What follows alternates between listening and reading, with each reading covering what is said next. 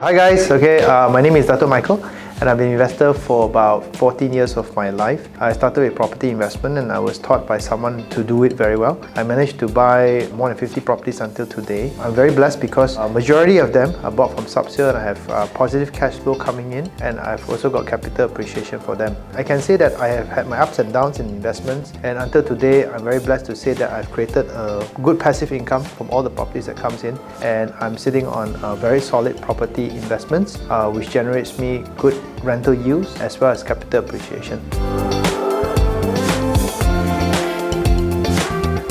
OPR is basically the overnight policy rates. So basically it's actually done by Bank Negara, and in essence it's actually the interest rates. Say for example, if you want to have a car loan, if you want to have a bank loans are called bank rates, BR. Right? All of these are based on OPR. So OPR is basically the lowest interest rate out there, and it's also the way how we control and help the country make money. My answer to you is honest, is that will the OPR go up or down? It really depends on the country's needs and how Bank Negara will determine the rates. OPR basically is an interest rate whereby the higher it goes, the harder for a country to the companies or the businesses to borrow money. Usually it's like this. If you've seen in the past 2 years, Bank Negara has actually dropped the OPR to 1.75%, which is one of the lowest in the whole history of Malaysia. And it is because the economy was bad. So same with Bank Negara, when the economy was not doing too well because of the COVID crisis, and there was a lot of problems out there, businesses couldn't run their business because of the lockdowns. Therefore, Bank Negara said, okay, I dropped the interest rate so it's easier for you to do business. As a matter of fact, it has already increased by 50 basis points, which is 0.5%.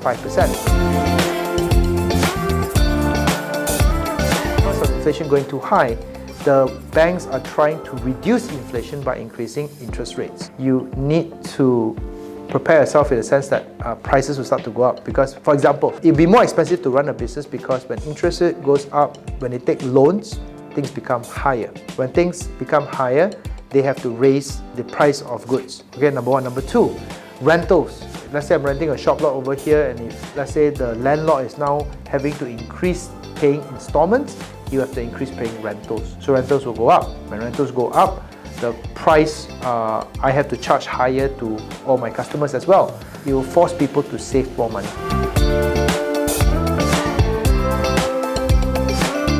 We hit number one, housing loans. Okay, housing loan become more expensive to buy a property. Number two, you will hit car loans. So you're going to buy a car more expensive, you're going to buy a motorbike which is going to be more expensive. So then it will let people think twice. Hey, do I want to spend that extra money? Will continue to increase in the next few years. The next few months. It has to make Malaysia competitive towards the whole world.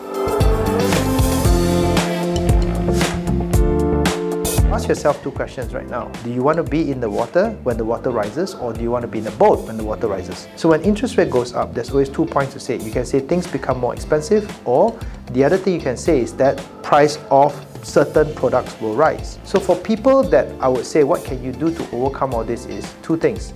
Either you stay in the water, that means you suffer from all the price increase, or number two, you invest into certain assets. Because interest rates actually go up, there are certain assets will go up in price as well. And because of that, if you buy into those assets, you will start to experience a rise in the prices as well.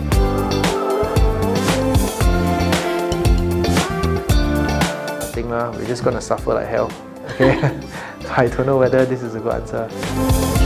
Hi guys, I hope you've liked what I've shared with you guys right now. If you want more tips, more information about what's happening in the market today, don't forget to follow me. Click down below, click like, click share. I hope to see you guys in there. And don't forget to comment and ask me more questions so I can give you as much information as I can to help you in your journey towards your financial success. Alright, so see you guys. Bye-bye.